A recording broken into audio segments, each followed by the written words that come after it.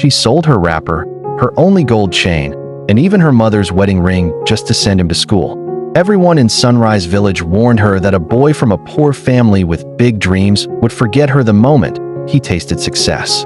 Grace Adams did not listen. She believed love was worth every sacrifice, even the sacrifice of her own future. 10 years later, that same boy stood in a courtroom, watching everything he built crumble because of one woman he chose to destroy. That woman was her. 10 years earlier, Grace was the brightest girl in Sunrise Village, top of her class, dreaming of becoming a nurse one day. Her family was poor, but her father, Papa Joseph Adams, always said her mind was worth more gold than any farm. Then she met Daniel Bright, a quiet, hardworking boy who carried water for his sick mother every morning before school. He had one dream burning inside him: to become a doctor and lift his family out of poverty. Grace saw that fire in his eyes, and something in her heart decided he was worth believing in. One evening, Daniel sat outside his mother's hut with his head in his hands, holding an admission letter to a medical school in Lakeside City that he could never afford. Grace found him crying quietly under the mango tree where they always met after class. She promised him something that night that would change both their lives forever. She told him she would find a way to send him to school, no matter what it cost her. Daniel looked at her like she had just handed him the whole world. Grace went home that night and sat in front of her mother, Mama Comfort Adams, with a plan already forming in her mind. She had 1 year left in secondary school and a scholarship dream of her own, but she was ready to give it all up. She sold her school uniforms, her textbooks, and even the goat her father had given her for her birthday. Papa Joseph Adams begged her to reconsider, warning her that a woman should never build a man's future before securing her own. Grace only smiled and told him that Daniel's success would be her success too. The day Daniel left for Lakeside City, the whole village gathered at the roadside to see him off, but only Grace's money was in his pocket. She stood at the edge of the crowd holding back tears, watching the rickety bus disappear into a cloud of dust.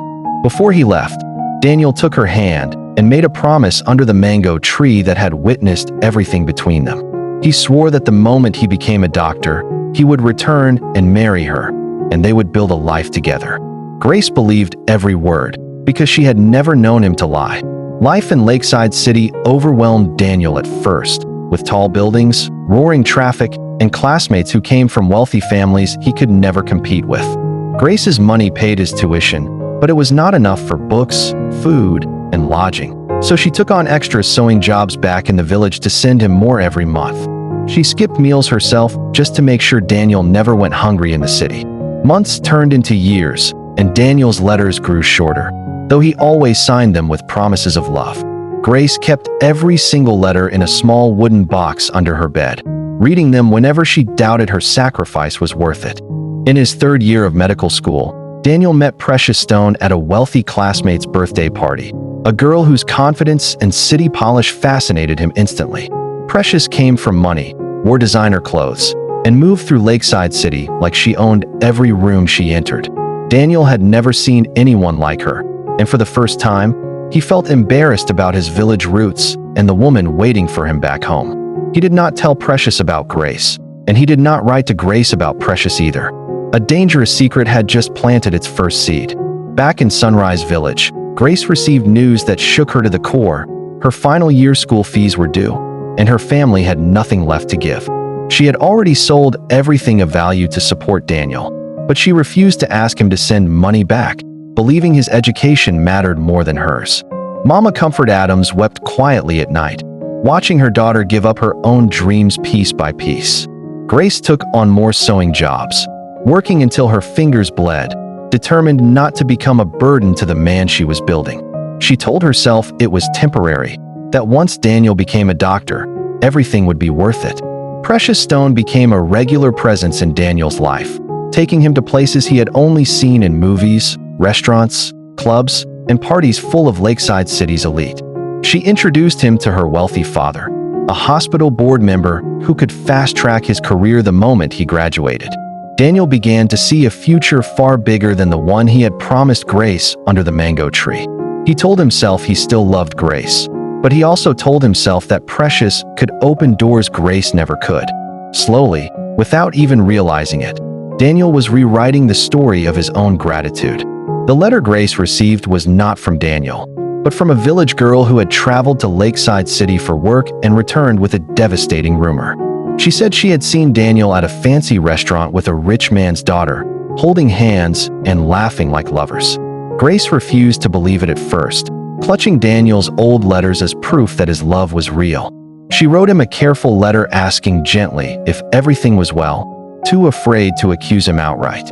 Daniel's reply came back 3 weeks later, short and cold, insisting the rumor was nothing but village jealousy. Daniel graduated top of his class in Lakeside City, a moment that made front-page news in the local paper thanks to Precious's father pulling strings. Grace saw the newspaper clipping a family member brought back from the city, and she cried tears of pure joy and pride. She had done it. She had built a doctor from nothing, and now she believed her reward was finally coming. She waited by the roadside every single day for a week, certain Daniel would return to fulfill his promise under the mango tree. On the 8th day, a car she had never seen before rolled into Sunrise Village, and Daniel Bright stepped out of it.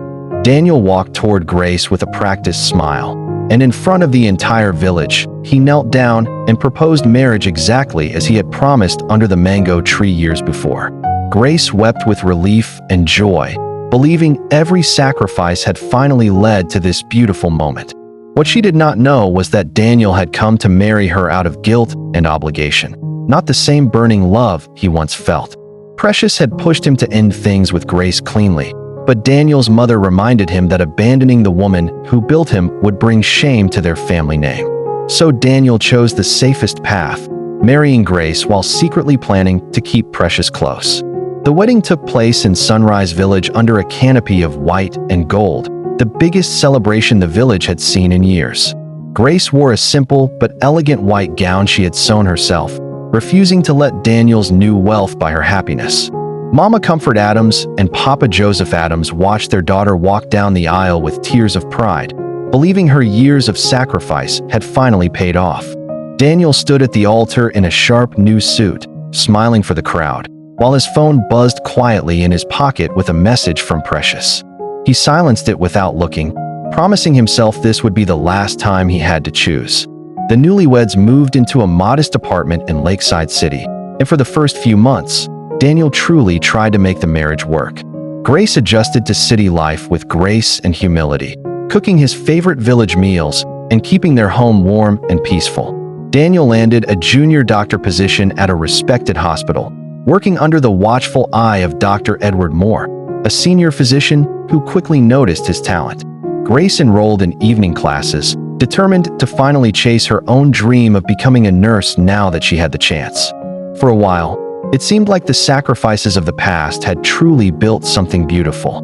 Precious Stone's father used his hospital board connections to arrange for Daniel to attend a private medical conference, conveniently seating Daniel right next to Precious herself. Daniel tried to resist at first, but old feelings resurfaced the moment she smiled at him across the conference table. Precious made it clear she had never stopped wanting him, and that she was willing to wait as long as it took. Daniel told himself it was just an innocent friendship, a harmless reconnection between old acquaintances. But that night, he came home to Grace and could not look her fully in the eyes. Precious Stone did not wait long before making her next move, arranging a chance encounter at the hospital where Daniel now worked. She got herself hired as a hospital administrator through her father's influence, ensuring she would cross paths with Daniel almost every single day. Grace noticed small changes in her husband, longer hours at work, distracted silences at dinner, and a new coldness that had not been there before. She told herself it was simply the pressure of his demanding job, refusing to let doubt poison the peace she had fought so hard to build. Meanwhile, Daniel and Precious began sharing quiet lunches in her office, doors closed, laughter growing more familiar with each passing week.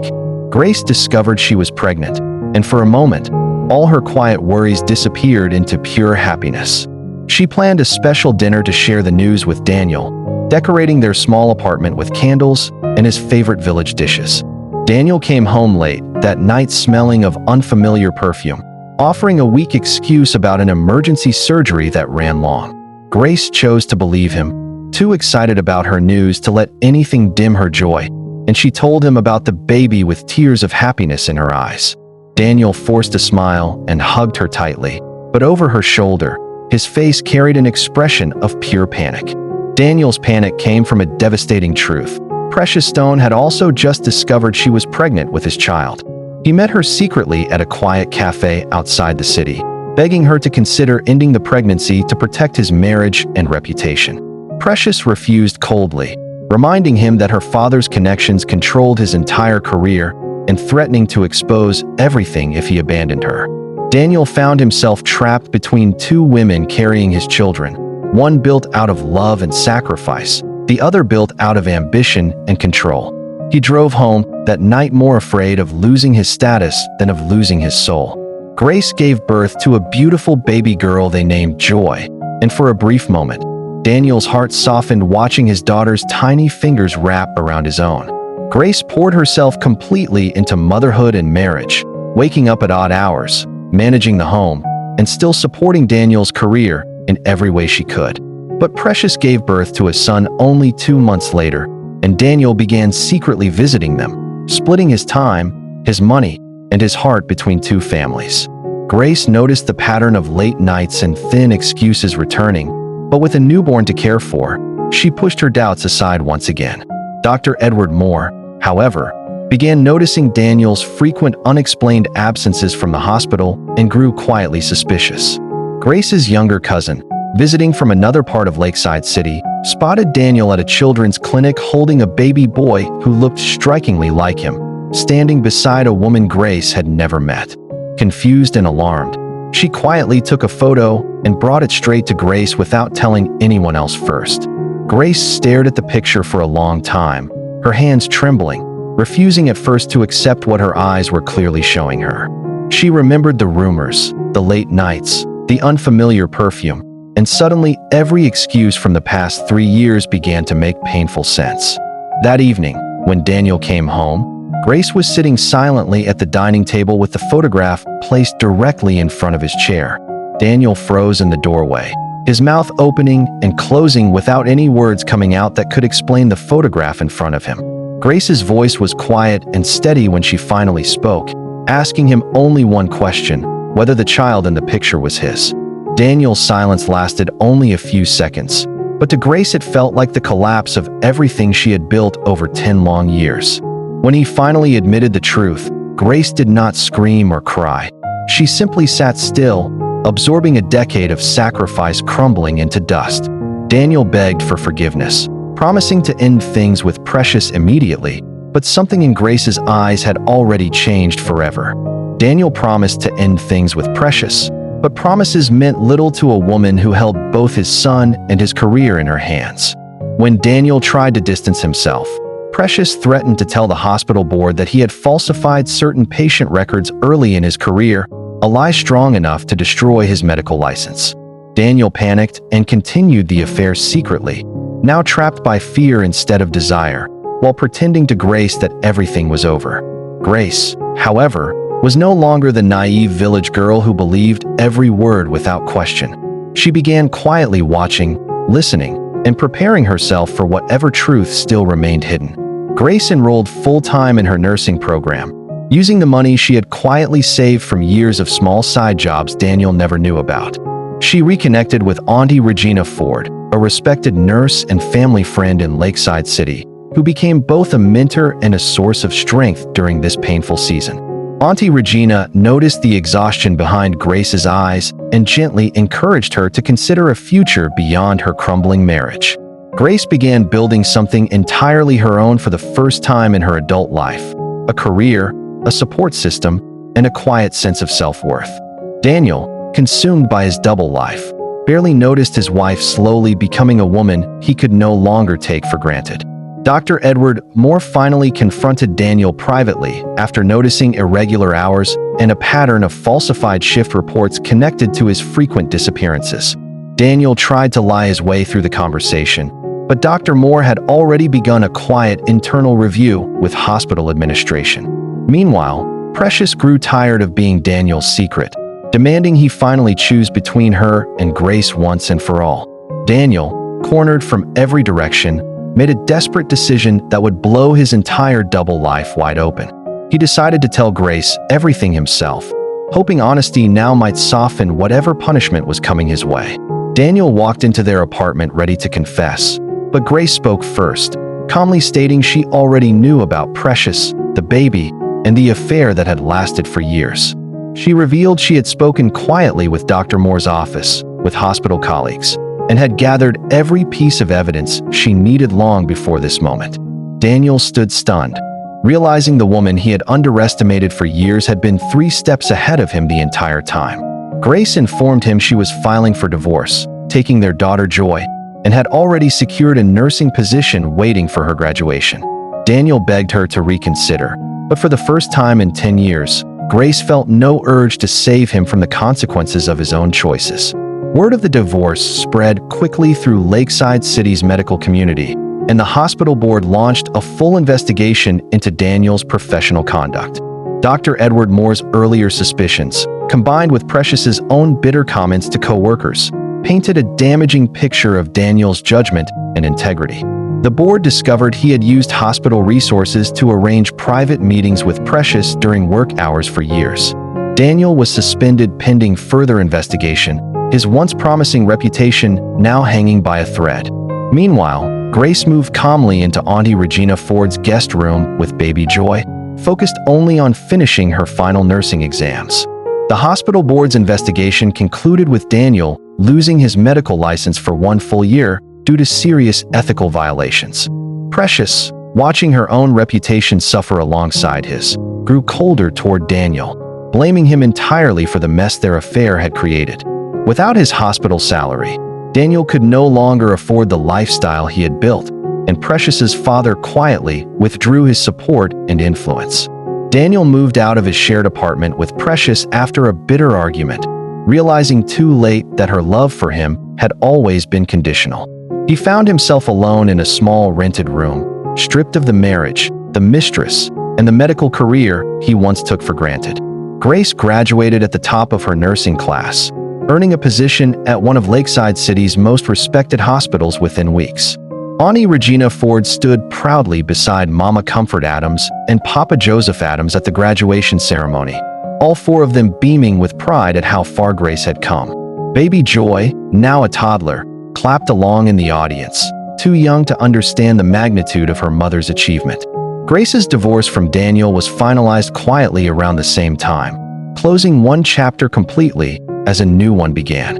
She stood on that graduation stage not as the woman who once gave up everything for a man, but as a woman who had finally built something entirely her own. 2 years later, Grace had risen to become a senior nurse supervisor at Lakeside City General Hospital, respected and admired by colleagues and patients alike. She had rebuilt her confidence completely, dressing sharply, speaking boldly, and mentoring young nurses the same way Auntie Regina Ford had once mentored her.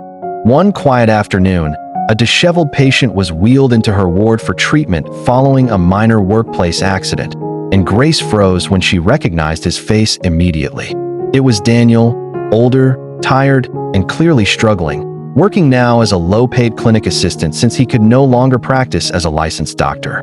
Their eyes met across the hospital room, and for the first time in 2 years, Grace felt nothing but calm, steady peace. Daniel opened his mouth to apologize, but Grace simply reviewed his chart with calm professionalism, treating him exactly as she would any other patient. He tried to speak about their daughter Joy, asking quietly if he could see her, and Grace informed him plainly that Joy already had everything she needed. Before leaving the room, Grace paused at the door and told Daniel something she had wanted to say for 2 long years, that she hoped he had finally learned the true price of everything he threw away. She walked out of that hospital room with her head held high, leaving Daniel alone with nothing but his regrets. For Grace, the woman who built him, closure had finally arrived, not through revenge, but through simply becoming everything he once made her feel she could never be. News of Grace's encounter with Daniel at the hospital quietly spread among their old village connections, reaching Sunrise Village within weeks. Mama Comfort Adams and Papa Joseph Adams felt a deep sense of vindication, watching their daughter rise higher than the man who once broke her heart. Grace herself refused to dwell on the encounter, choosing instead to pour her energy into her growing career and her daughter Joy's happy childhood. She started mentoring young girls in Lakeside City who reminded her of her younger self, warning them gently about giving too much of themselves away too soon. Auntie Regina Ford watched proudly as Grace transformed her pain into purpose, becoming a source of strength for other women instead of a cautionary tale. Daniel's minor workplace accident left him with a lingering injury that made his physically demanding clinic assistant job even harder to bear. Without a medical license, without Precious, and without the family he once had, he found himself drowning in quiet regret every single night. He tried reaching out to old hospital colleagues for help finding better work, but his tarnished reputation followed him everywhere he turned. Precious had long since moved on with a wealthy new partner her father approved of, taking their son and leaving Daniel with only supervised weekend visits. Daniel began to understand, slowly and painfully, that the empire he built on betrayal had no lasting foundation at all. A community health fair brought Grace's hospital team to a public event in Lakeside City, offering free health screenings to residents from all walks of life. Daniel arrived quietly in the queue, needing a basic checkup he could no longer afford at a private clinic, unaware that Grace was overseeing the entire event. When their eyes met across the crowded tent, Daniel looked away first, shame written plainly across his tired face. Grace, however, walked over calmly and professionally, treating him with the same dignity and respect she offered every other patient that day. In that single quiet moment of grace under pressure, Daniel finally understood the difference between the woman he had underestimated and the woman he had lost forever. That night, Daniel returned to his small rented room and finally allowed himself to grieve everything he had lost through his own choices. He wrote a long letter to Grace, not asking for forgiveness or reconciliation, but simply thanking her for everything she had sacrificed and apologizing sincerely for how he repaid her. He never sent the letter, understanding that some apologies exist only to heal the person writing them, not to reopen wounds already closed. Instead, Daniel decided to use his pain productively, volunteering his medical knowledge at the same community clinic that once represented his lowest point. Slowly, painfully, Daniel began the long process of rebuilding himself, not to win Grace back, but to finally become a man worthy of respect. 3 more years passed, and Grace's reputation as a compassionate and skilled nurse leader grew throughout Lakeside City's medical community. She was offered a prestigious position training new nurses at a major teaching hospital, a role that would have been unimaginable for the poor village girl she once was. Joy, now 8 years old, thrived in school, surrounded by her mother's love and the extended family of Auntie Regina Ford and her proud grandparents. Grace had also quietly begun dating again, taking her time with a kind, steady man who valued her strength instead of feeling threatened by it. For the first time since her divorce, Grace allowed herself to imagine a future filled with genuine happiness, built entirely on her own terms. Years later, at a hospital charity gala honoring outstanding nurses in Lakeside City, Grace stood on stage receiving a Lifetime Excellence Award for her work training a new generation of nurses. In the crowd, working as part of the hired catering staff, Daniel watched quietly from the back, older now, humbled, finally at peace with the life he had rebuilt in honesty rather than status. He did not approach her, understanding that some chapters are meant to stay closed no matter how much healing has happened. Grace spotted him briefly across the room, gave a small respectful nod, and turned back to the family and friends who truly built her new life. In that single silent exchange, both of them finally let go of the past completely.